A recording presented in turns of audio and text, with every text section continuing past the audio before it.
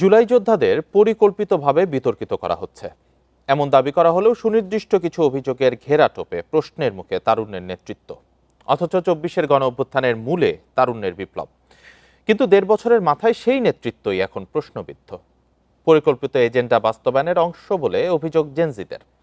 তবে গোটা বিষয়টি ধাপে ধাপে জুলাই আন্দোলনকে বিতর্কিত করার ষড়যন্ত্র বলছেন বিশ্লেষকরা।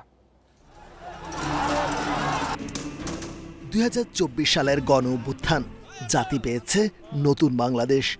অসীম সাহস আর দৃঢ়প্রত্যয়ে আন্দোলনের ঝড় তুলে বিজয় ছিনিয়ে এনেছিল জুলাই বিপ্লবের লড়াকু যোদ্ধারা। অসম্ভবকে সম্ভব করে বাংলাদেশের মানচিত্রে নতুন করে এঁকে দিয়েছিল তারুণ্যের বীরত্বগাথা।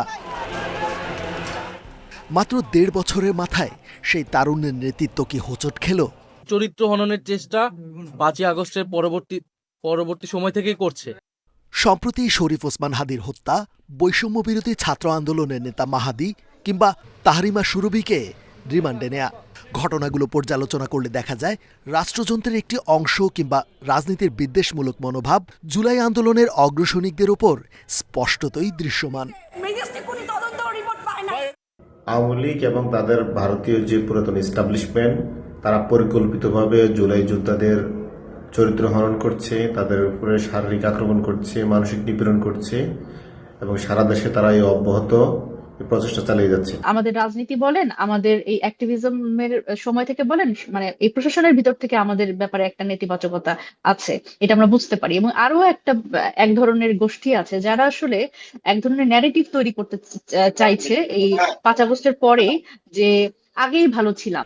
সোশ্যাল মিডিয়া কিংবা মূলধারার গণমাধ্যমে চাঁদাবাজি, তদবির বাণিজ্য, দুর্নীতি ও মব সন্ত্রাসের অভিযোগে বিতর্কিত অনেক জুলাই যোদ্ধা।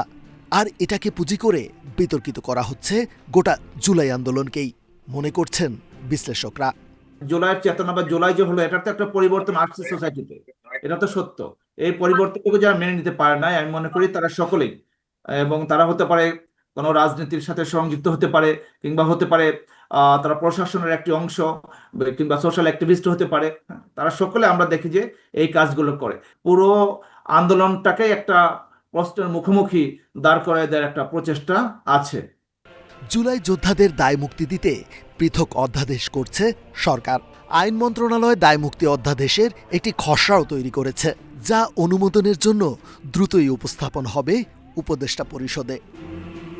রিজওয়ানুল হক, ইন্ডিপেন্ডেন্ট নিউজ, ঢাকা।